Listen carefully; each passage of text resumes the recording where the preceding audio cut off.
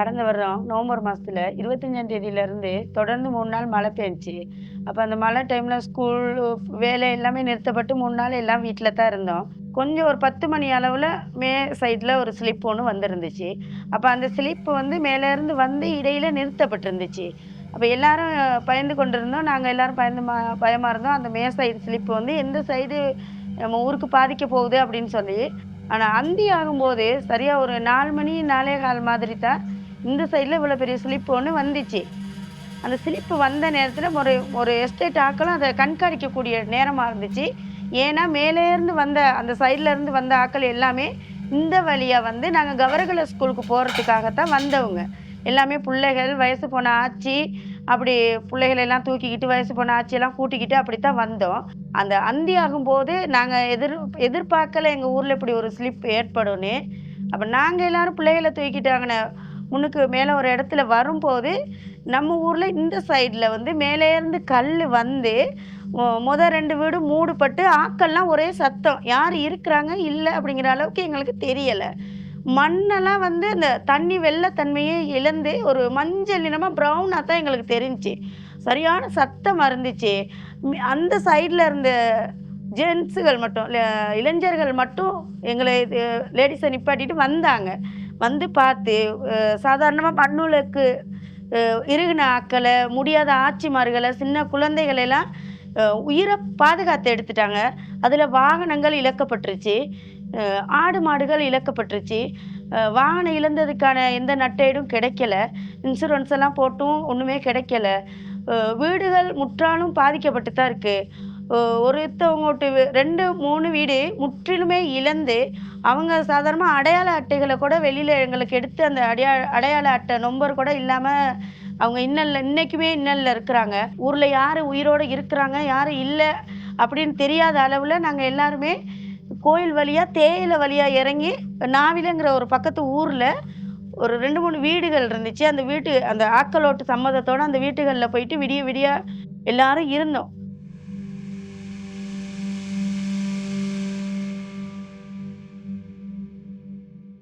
அடுத்த நாள் காலையில நாங்க எல்லாருமே வந்தோம்.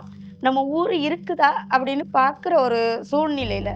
ஊரு இருக்குதா, வீடு இருக்குதா, இல்ல அதுல எங்களூட்டு உடைகள் அந்த மாரி எதுவும் சரி இருந்தா நாங்க அத மீட்டுக்குருவோம் அப்படிங்கிற ஒரு எண்ணத்துல எல்லாருமே வந்தோம். அந்த சில ஜென்ட்ஸ் எல்லாம் வந்து வெளியில போயிருந்தாங்க. உதாரணமா எங்க அவர்லாம் டவுனுக்கு போயிருந்தாரு. அப்ப அவருக்கெல்லாம் அந்த ஸ்லிப் நேரத்துல இங்க இல்லாதனால நான் அந்த பபாவ வச்சுக்கிட்டு எப்படி கஷ்டத்தை எதிர்நோக்குறேன்னு அவருக்கு தெரியாது. நிறைய அப்பாமார்கள் வந்து இந்த ஊர்ல உள்ளவங்க வெளியில தான் வேலை. பதுளையில, பண்டாரவளியில, எல்லையில, கொழும்புல அப்படி. அப்ப நிறைய அம்மாமார்கள் தான் பிள்ளைகள் 2, 3 வச்சுக்கிட்டு சரியான கஷ்டங்களை எதிர்நோக்குனாங்க. அப்ப அன்னைக்கு நைட்டு முழுக்க பிள்ளைகளுக்கு அந்த போன இடத்துலயும் கரண்ட் இல்ல. ஃபுல்லாவே கரண்ட் எல்லாம் பாதிக்கப்பட்டு எங்களுக்கு கோல் எடுக்க எந்த வசதியுமே இருக்கல. ஏன்னா கவரேஜ் ப்ராப்ளம்லாம் வந்துருச்சு. அப்ப யாருக்கும் எந்த கோல்லாம் எடுத்துக்க முடியல. எங்க வீட்டு உறவினர்களும் வெளியில இருக்கவங்க எல்லாம் ரொம்பவே பதட்டப்பட்டு இருந்திருக்கிறாங்க.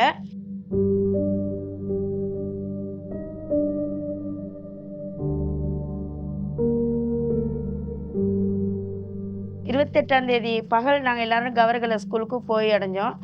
அன்னையிலேருந்து எங்களுக்கு போதுமான அளவு சாப்பாடு நிறைய பேர் உதவி செஞ்சாங்க. எங்களை போல எத்தனையோ பாதிக்கப்பட்ட மக்களும் கூட எங்களுக்கு உதவி செஞ்சாங்க. பெரும்பான்மை மக்கள் உதவி செஞ்சாங்க, சிறுபான்மை மக்கள் உதவி செஞ்சாங்க. சாப்பாடு நிறையவே கிடைச்சி, அதே போல் சாப்பாடு சாமான்களும் எங்களுக்கு சமைச்சு சாப்பிட்ற அளவுக்கு கிடைச்சி. அதை தவிர எங்களுக்கு எந்த வசதிகளும் கிடைக்கல.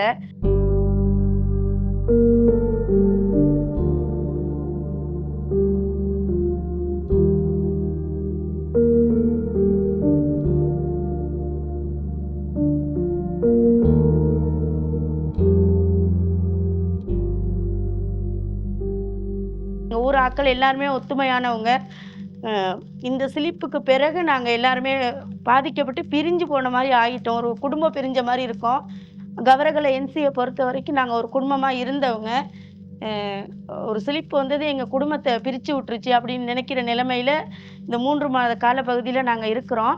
வேலை இருக்கவங்க, வேலை இல்லாதவங்க அப்படின்னா எஸ்டேட்டில் வேலை செய்கிறவங்க, எஸ்டேட்டில் வேலை இல்லாதவங்க அப்படின்னு சொல்லி பார்ப்பாடா நாங்கள் யாரும் இது வரைக்கும் பார்த்ததில்ல. எங்களை அப்படி பிரித்து விட்டாங்க. மேனேஜர் பிரிச்சுட்டாரு. எங்களை பிரித்தது எஸ்டேட்டில் வேலை செய்கிறவங்களுக்கு மட்டும் நான் அடைக்கலம் கொடுப்பேன் அப்படின்னு சொல்லி சொல்லி சொல்லி அந்த அந்த மக்களையும் எங்களையும் வேறுபடுத்தி விட்டாரு.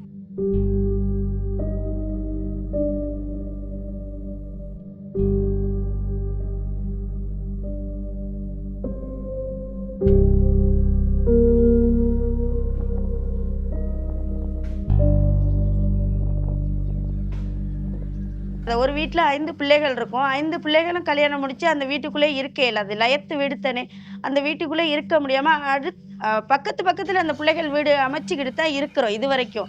எங்களை போல புதுமையான ஃபெமிலிகள் அந்த மாதிரி வீடுகள் அமைச்சிக்கிட்டு இருந்தோம். அப்போ அவங்களுக்கான கூலி திட்டம் கிடைக்கிதில்ல. இப்போ என்னென்னா ஃபெமிலிக்கு ஒரு கூலி கொடுக்கல, வீட்டுக்கு ஒரு கூலி கொடுத்துருக்காங்க. அப்படி பார்க்கும்போது நாங்கள்லாம் கூலி இல்லாமல் சனிக்கிழமை முகாமையிலேருந்து எங்களை ஜிஎஸ் மிஸ் அனுப்பு வரைக்கும் நாங்கள் முகாமையில் தங்கியிருந்தவங்க. தற்காலிகமாக எஸ்டேட்டில் உள்ள வாட்டில் நாங்கள் தங்கியிருக்கிறோம். எங்களுக்கு கூலிக்கு போகிறதுக்கான வாய்ப்பும் இல்லை. ஏன்னா வீட்டுக்கு ஒரு கூலி இல்லை, வீட்டுக்கு ஒரு கூலியை கொடுத்து குடும்பத்துக்கு ஒரு கூலி இல்லைன்னு சொல்லிட்டாங்க. அப்போ அந்த கூலியில் வீட்டுக்கு ஒரு கூலிங்கையில் ஒவ்வொரு ஃபேமிலியில் மாமா மாமி அவங்க வசதியை எதிர்பார்த்து அவங்கோட்டு வேலை திட்டத்துக்கேற்ப வெளியில் இடத்துல போயிடுறாங்க. எங்கோட்டு வேலை வாய்ப்பு இதில் அப்படிங்கிறதுனால நாங்கள் இப்போ வீடுகளை நாங்கள் வெளியில் தேட முடியாமல் இதுகளுக்கே இன்னல் பட்டுக்கிட்டு இருக்கோம்.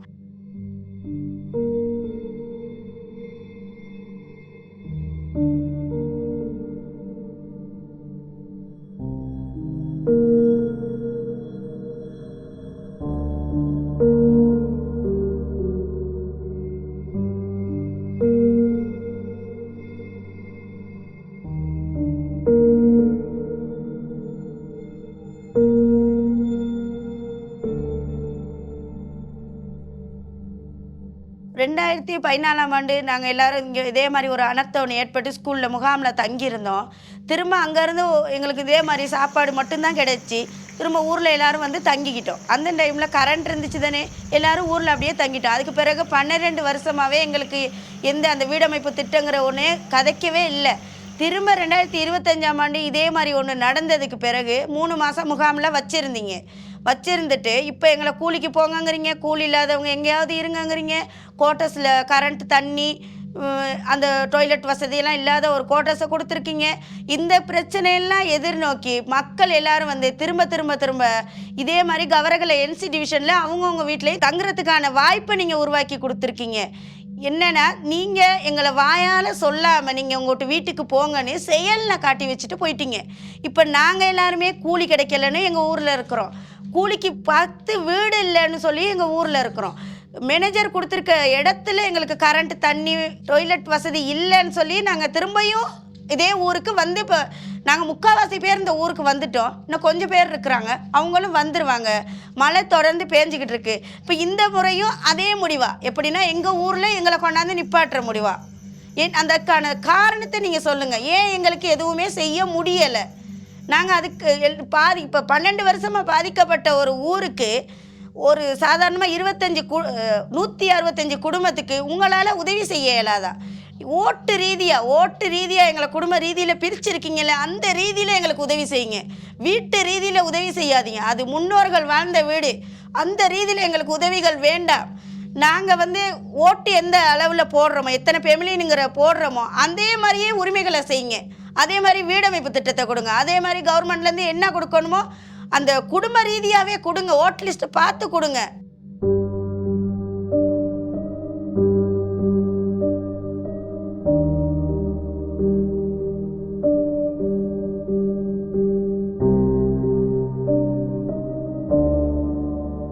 பொதுவாக சொல்ல போனால் ஏஜி ஆஃபீஸாலையும் இந்த கவரகலை என்சி டிவிஷனை பார்க்குறாங்கல்ல, எஸ்டேட் மேனேஜரும் அதை பார்க்குறாருல்ல. அவர் தனிப்பட்ட ரீதியாக எஸ்டேட்டில் உள்ளவங்களுக்கு செய்கிறோம் அப்படிங்கிற ஒரு விஷயத்தை சொல்லி அவங்களையும் கஷ்டப்படுத்திக்கிட்டு தான் இருக்கார். அவங்களும் ஒரு வகையில் நிம்மதியாக இருந்ததே இல்லை.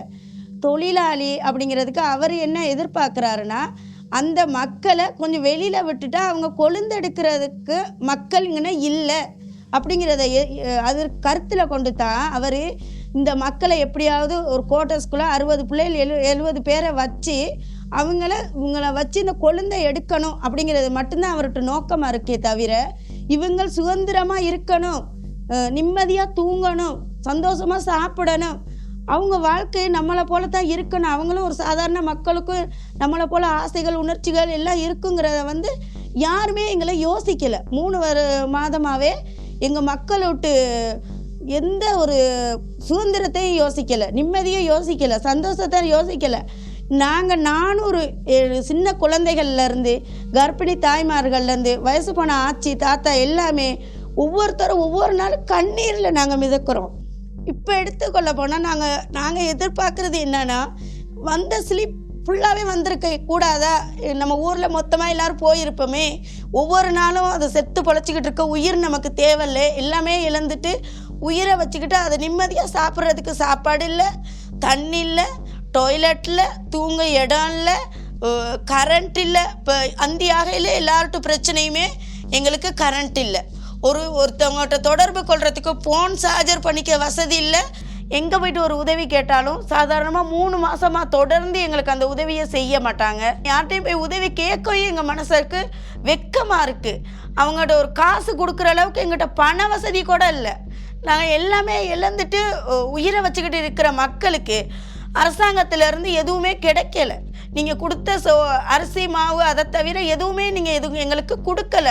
அரிசி மாவு மட்டும் ஒரு மனிதர் இந்த காலத்தில் அரிசி மாவை மட்டும் வச்சுக்கிட்டு நிம்மதியாக சுதந்திரமாக வாழ முடியாது. எங்களுக்கு தேவையானது எங்கள்கிட்ட குடியிருப்பு, அதை எங்கள்கிட்ட உரிமையோடு நாங்கள் கேட்குறோம்.